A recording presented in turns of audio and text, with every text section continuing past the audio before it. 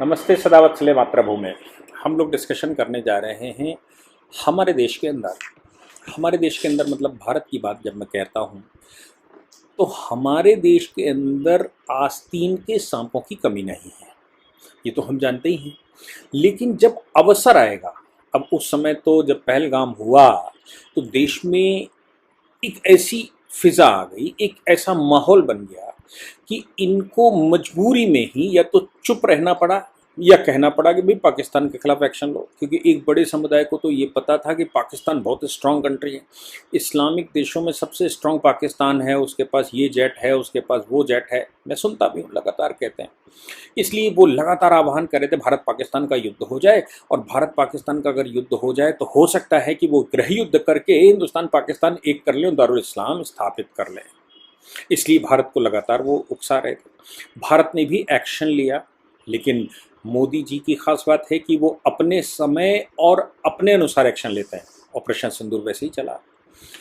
लेकिन वो समुदाय और जो लगातार जाने जाते हैं पिछले 11 वर्षों से भारत विरोधी कार्रवाई करने में, अरवन नक्सल उनको कह लीजिए, उनको एक पार्टिकुलर रिलीजियस पर्सन कह लीजिए, उनको एक विशेष समुदाय कह लीजिए, या उनके एक विशेष खुजली कह लीजिए, जो भी शब्द इस्तेमाल करें, वो लगातार ये बात की कोशिश करते रहे हैं कि कैसे भारत को सबोटेज किया जाए। अब इजराइल और ईरान हो गया।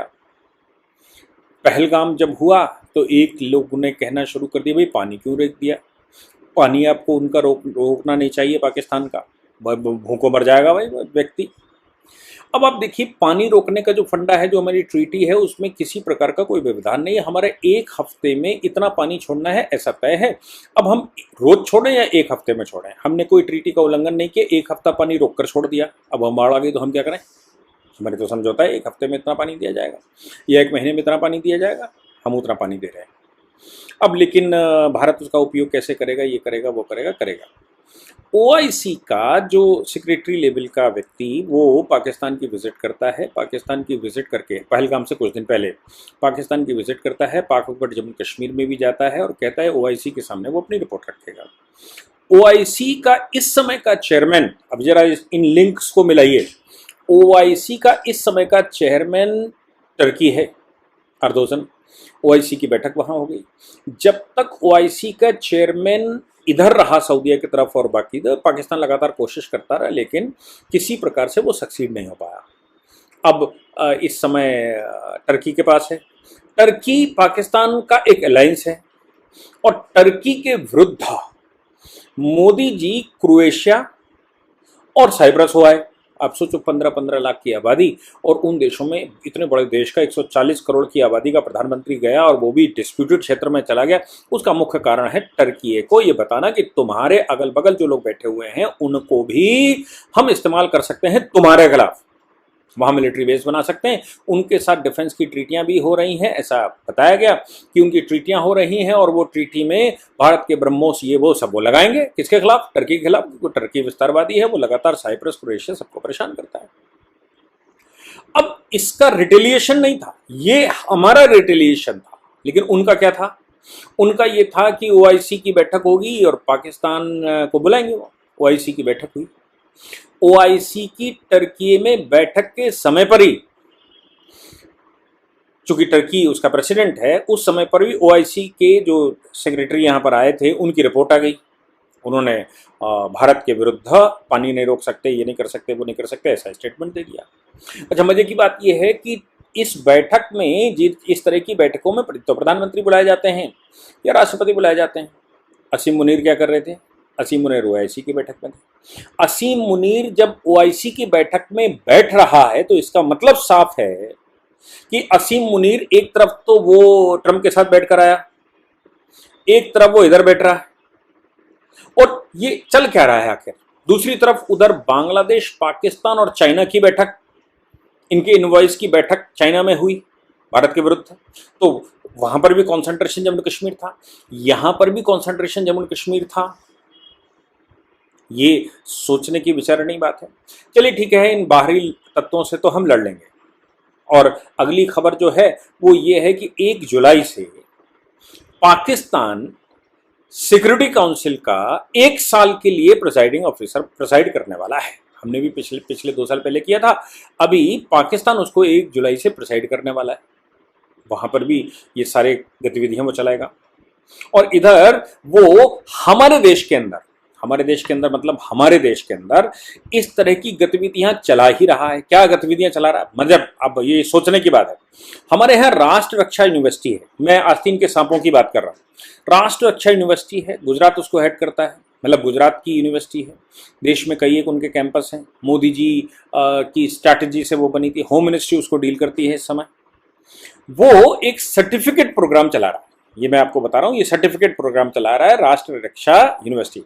21 जुलाई 2025 से 26 जुलाई 2025 उनकी वेबसाइट पर जाकर आप देख सकते हैं। अब इसके नक्शे पर मेरा ध्यान गया तो ये 2 कलर आप देख सकते हैं। ये वाली जो लाइन जहां पर ये कर्सर चल रहा है, ये वाली लाइन के इधर का कलर और इधर का कलर आप बाकायदा लगा सकते हैं। ये रेड लाइन जो चल रही है ये इंटरनेशनल बॉर्डर को दर्शा रही है। बाकी जगह भी देखिए, नेपाल में भी ये चल रहा है, भूटान में ये चल रहा है, ये सब ये रेड लाइन सबको दर्शा रही है। ये इंटरनेशनल बॉर्डर है। ये इंटरनेशनल बॉर्डर में अब देखो, ये हमारी यूनिवर्सिटी है। इसको इनके पाप को छुपाने के लिए ये ऊपर से 21 जुलाई 2025 से 26 जुलाई 2025 लगाया गया। और इसके अंदर जो नक्शा बना है रेड लाइन, वो ये जा रहा है। देखिए ये जा रहा है, ये और यहां से फिर ये मिल रहा है। यानी कि ये हिस्सा जो जम्मू कश्मीर का हिस्सा है, जो पाक बटे जम्मू कश्मीर का हिस्सा है, ये हमारे यहाँ की यूनिवर्सिटी राष्ट्र रक्षा यूनिवर्सिटी के नाम से चल रही है। भारत सरकार उसको फंडिंग कर रही है।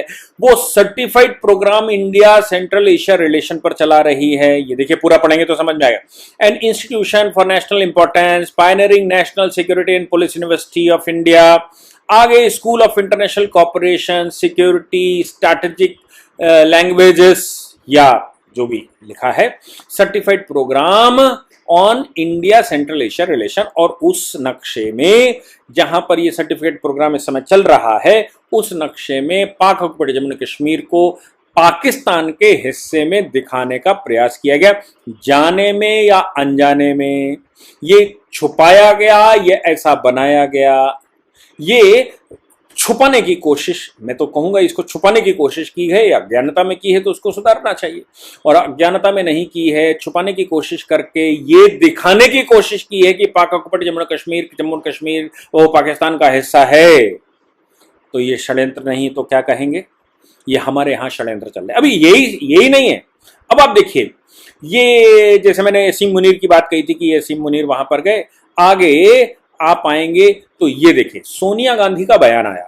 सोनिया गांधी ने एक आर्टिकल लिखा द हिंदू में। द हिंदू हम सब जानते हैं एंटी एस्टेब्लिशमेंट अखबार है।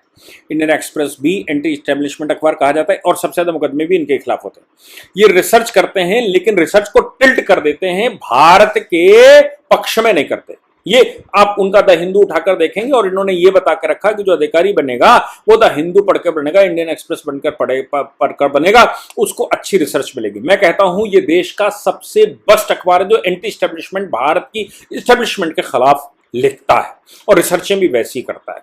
और अभी सुप्रीम कोर्ट में आर्टिकल 370 में जब हम अपीयर हो रहे थे तो हमने उस समय के चीफ जस्टिस ने कहा, if there is two interpretation then why not in the favour of country. अगर 2 इंटरप्रिटेशन किए जा सकते हैं तो वो देश के पक्ष में क्यों नहीं। अब देश के पक्ष में इंटरप्रिटेशन किए जा सकते हैं, करना चाहिए, ऐसा चीफ जस्टिस कहता है, ऐसा सुप्रीम कोर्ट कह रहा है। लेकिन यहां द हिंदू एंटी एस्टेब्लिशमेंट ही बात करेगा। अगर उसके 2 इंटरप्रिटेशन है तो वो वाला इंटरप्रिटेशन देगा जो भारत के विरुद्ध जा रहा। Delhi rises for Palestine mass mobilisation against genocide. The Hindu में सोनिया गांधी ने वो लिखा, वो पैलेस्टीन और ईरान के पक्ष में गया, इजराइल के विरुद्ध लिख रही थी, इनको क्यों कष्ट हो रहा था। भारत सरकार को उसमें कवर किया जा रहा था, और भारत सरकार के विषय में यह कहा जा रहा था कि ईरान के भारत सरकार से बहुत अच्छे संबंध हैं। पाकिस्तान ईरान में गया ऑपरेशन सिंदूर के बाद, तो ईरान ने पाकिस्तान को उल्टा वो किया, और भारत जो है वो ईरान की मदद नहीं कर रहा है। भाई उनकी लड़ाई में हम क्यों बीच में पंगा डालें। और भारत उनकी मदद नहीं कर रहा है, अमेरिका के साथ बैठकर आया है, इजराइल अलायंस है, ये है वो है, और वो सब लिख डाला। और ईरान ने इंतजार कर रहा है कि भारत उनका साथ देगा। अब ये जैसे ही सोनिया गांधी ने ये लिखा, उसके बाद ये सब ड्रामा चालू हो गया। यानी कि क्या भारत में बैठे हुए जो वो सांप थे, वो बिल से निकालने के लिए ये आर्टिकल लिखा गया था कि आओ बिल से निकलाओ और भारत में डिस्टर्बेंस करो। Delhi rises for Palestine mass mobilisation against genocide, इस पर 24 जून को 2025 जंतर मंतर, यही जंतर मंतर नहीं है, इसके अतिरिक्त ईरान पर, ये देखिए, ईरान पर अमेरिकी बमबारी और इजराइल अमेरिका गठजोड़ द्वारा युद्ध थोपने की साजिश के खिलाफ एकजुट आवाज उठाएं, वामपंथी पार्टियों का संयुक्त विरोध प्रदर्शन 25 जून 2025 सुबह 11 बजे, 24 तारीख को वो, 25 तारीख को ये। सीपीआई, सीपीआईएम, सीपीआईएम, क्या पोस्टर है ये फेसबुक पर, मीडिया पर चल रहे हैं कि भाई ये अपने लोगों को इकट्ठा करने के लिए कि वहां पर इकट्ठे हुई, लेकिन ये क्यों निकल रहे हैं भाई? इनको क्या लेना देना है भाई ईरान में और अमेरिका में क्या चल रहा है? अपना देश देखो, अपने देश में सपोले कम है, इनको मारने की जरूरत है। अपने देश में क्या कम लोग हैं जो हमको परेशान कर रहे हैं? अच्छा, ये सब चल रहा है। इन सबका परिणाम क्या निकला वो समझने की जरूरत है। इन सबका परिणाम यह है कि एक एडवाइजरी जारी की है, एक एडवाइजरी जारी की गई है अमेरिका के द्वारा, और वो एडवाइजरी पंजाब केसरी ने पूरा उसको कवर किया है। उस एडवाइजरी में ये कहा गया है उनके अपने नागरिकों के लिए कि हिंदुस्तान के अंदर 10 राज्यों में वो न जाएं। यह है अमेरिका ने भारत को लेकर जारी की सख्त ट्रैवल एडवाइजरी, कहा इन 10 राज्यों में बिल्कुल न जाएं। अब ये 10 राज्य कौन कौन से हैं, बाकायदा न्यूज है, देखिए आपको दिखाई दे रहा होगा। उत्तर प्रदेश, महाराष्ट्र, बिहार, झारखंड, छत्तीसगढ़, उड़ीसा, तेलंगाना, आंध्र प्रदेश, मध्य प्रदेश, पश्चिम बंगाल, मणिपुर, जम्मू कश्मीर। मणिपुर पे तो उन्होंने कहा जाती हिंसा चले, जम्मू कश्मीर में उन्होंने कहा लेह और पूर्वी लद्दाख को छोड़कर सब जगह न जाएं। पश्चिम बंगाल में चलता ही है, मध्य प्रदेश, आंध्र। अब उत्तर प्रदेश में सोचने की बात है, उत्तर प्रदेश में क्या चल रहा है भाई? उत्तर प्रदेश में तो सरकार इतनी स्ट्रांग बैठी है कि वो कुछ भी कर सकती है, वो किसी को उभरने नहीं देगी, वो किसी प्रकार का प्रदर्शन नहीं होने देगी, वो उसका लॉ एंड ऑर्डर के लिए ही उत्तर प्रदेश सरकार जानी जाती है। लेकिन उत्तर प्रदेश, महाराष्ट्र, बिहार, झारखंड, छत्तीसगढ़, उड़ीसा और ये तेलंगाना, आंध्र, मध्य प्रदेश, पश्चिम बंगाल, मणिपुर और जम्मू कश्मीर, इन 10 राज्यों के लिए स्ट्रॉन्ग एडवाइजरी जारी करी अमेरिकन सरकार ने। और यहां तक के अपने कर्मचारियों को, जो उनके कर्मचारी उनके एम्बेसी और बाकी जगह पर काम करते हैं, उनको भी कहा कि बिना अधिकारी की अनुमति के इन राज्यों में काम करने भी नहीं जाना है। ये जो माहौल इन्होंने खराब करके रखा है, सोनिया गांधी का जो आर्टिकल आया, ये क्या आस्तीन के सांपों को जगाने वाला था। और उसके बाद ये जो प्रदर्शन शुरू हो गए, ये जो कार्यक्रम शुरू हो रहे हैं, certified programme, Palestine mass mobilisation या फिर संयुक्त विरोध प्रदर्शन और तमाम तरह की गतिविधि भारत में शुरू हो गई। ये हमारे यहाँ क्या अमेरिका ये बात समझ रहा है कि भारत में डिस्टर्बेंस करना है, भारत को गृह युद्ध में ले जाना है? अरे भाई, यहां कोई समस्या तो दिखती नहीं है, तो केवल एक ही बात हो सकती है कि अंदर अंदर कुछ तैयारियां चल रही हैं क्या गृह युद्ध करने की? अंदर अंदर तैयारियां भारत को डिस्टर्ब करने की चल रही हैं क्या? ये सपोले तैयारी कर रहे हैं क्या? ये सपोले यहां पर तैयारी, इनकी इस तैयारी की सूचनाएं इंटेलिजेंस को हैं क्या? ये बहुत सारे विषय हैं, इन विषयों पर जवाब कौन देगा? एक और घटना, अब वो घटना के विषय में जरा समझ में आएगा तो मतलब आपको भी ये लगेगा कि यार क्या चल रहा है ये भारत में क्या चल रहा है। अब देखिए, भारत में जो चल रहा है ये लॉन्ग टर्म वीजा के, हम सब जान रहे हैं कि जब पहलगाम हुआ तो पहलगाम के बाद होम मिनिस्ट्री एक्टिव हो गई, जम्मू कश्मीर की सरकार एडमिनिस्ट्रेशन एक्टिव हो गया, और जो लोग भी भारत में वीजा के कॉन्ट्रवेंशन में रह रहे थे उनको तत्काल डिपोर्ट करने की बात हो गई। अब एक केस आया हाई कोर्ट में, रक्षंदा राशिद फतेह फलक जहूर वर्सेस यूनियन ऑफ इंडिया, क्योंकि इनको पाकिस्तान भेज दिया गया क्योंकि इनका वीजा कॉन्ट्रवेंशन था। रिट चली गई हाई कोर्ट। हाई कोर्ट में रिट दाखिल करने वाले कौन है ये सोचो, और सुनने वाले कौन है ये सोचो, और डिसाइड करने वाले कौन है ये भी सोचना पड़ेगा। तो इस मामले में डिसाइड जो रिट ले जाने वाले हैं, नाम तो है रक्षंदा राशिद, लेकिन रिट ले जाने वाले कौन हैं, अपीयरेंस किसकी किसकी है? हिमानी खजूरिया और यूनियन ऑफ इंडिया की तरफ से विशाल शर्मा, और कोर्ट के नाम से ऑनरेबल जस्टिस राहुल भारती। मुकदमा किसका है? राशिद का, रक्षंदा राशिद का। और पिटीशन डालने वाले कौन हैं? हिमानी खजूरिया। और लगाने वाले कौन हैं? विशाल शर्मा भारत सरकार की तरफ से हैं। और सारी सुनवाई करने के बाद ये कहा गया कि भाई 40 साल से 4 डिकेड से ये यहाँ पर रह रही थी और इनको 63 साल की इनकी उम्र है, इनको बाहर निकालना नहीं, उनको 10 दिन के अंदर भारत में लेकर आइए। हाई कोर्ट का आदेश है 10 दिन के अंदर इनको भारत में वापस लेकर आइए। भाई इनका लॉन्ग टर्म वीजा था, LTV जिसको कहते हैं, लॉन्ग टर्म वीजा था। लॉन्ग टर्म वीजा को कैंसिल करने से पहले प्रॉपर इन्वेस्टिगेशन होना चाहिए और ये वो होना चाहिए। लॉन्ग टर्म वीजा की पॉलिसी को अगर देखेंगे तो वो क्या कहती है, इसको समझिए, मैं आपको दिखा रहा हूं। लॉन्ग टर्म वीजा की पॉलिसी भारत में ये है कि 5 साल के लिए, ये लॉन्ग टर्म का मतलब है वीजा महीने 2 महीने 3 महीने का नहीं है, ये 5 साल के लिए वीजा दिया गया। और 5 साल के वीजे को बार बार 2-2 साल के लिए एक्सटेंशन दिया जाएगा। ये लिख रहा है application for subsequent extension of LTV beyond 5 years 1 year in case of category ये वो, और extension of LTV will be granted on 2 years basis. जो मैं मोटा मोटा पढ़ पा रहा हूं कि 5 साल का एक्सटेंशन देंगे, फिर 2-2 साल पर उसका रिन्यू करेंगे और ये करेंगे। भाई भारत में अगर कोई लॉन्ग टर्म वीजा पर आया है तो लॉन्ग टर्म वीजा, भारत ने सदस्यता तो नहीं दे दी उसको, नागरिकता तो नहीं दे दी भारत ने उसको यहाँ कोई अधिकार भी नहीं दे दिए। हाँ ये जरूर है, लॉन्ग टर्म वीजा पर जो लोग माइनॉरिटी वहां से आया वो भारत में आकर कुछ काम धंधा कर सकता है, कुछ कमा शमा सकता है। ये वो हैं जो उस समय 1947 में आ जाना चाहिए था, नहीं आ पाए। लेकिन ये नॉन माइनॉरिटी के लिए तो नहीं था, रक्षंदा राशिद के लिए तो नहीं था, फलक जहूर के लिए तो नहीं था। लेकिन ऑनरेबल हाई कोर्ट में ये पिटीशन गई, डालने वाले भी हिमानी, डिफेंड करने वाले भी केंद्र सरकार, और डिसीजन देने वाले भी हमारे सामने। ऑनरेबल हाई कोर्ट ने साफ तौर पर कहा कि पिटीशन ये गई कि भाई वहां पाकिस्तान में इनकी कोई केयर करने वाला नहीं है, ये नहीं। अरे पाकिस्तान केयर करे ना करे, उनके सारे भिखारियों को क्या हम अपने हिंदुस्तान में ले लेंगे, क्योंकि उनकी केयर करने वाला वहां कोई नहीं है। अरे भाई वीजा का मतलब ही क्या होता है? हमने नागरिकता या PR तो नहीं दे दी, हमने तो वीजा दिया है। वीजा का मामला ये होता है कि जब भी कॉन्ट्रावेंशन वगैरह होता है तो भारत सरकार अपने हिसाब से डील करती है। अब ऑपरेशन सिंदूर के दौरान एक से भारत के जो तमाम तरह के लोग हैं, इन लोगों को कैसे कंट्रोल किया जाए, इनको कैसे रोका जाए। ये आस्तीन के सांप घर के अंदर होते हैं, इन आस्तीन के सांपों का इलाज क्या है?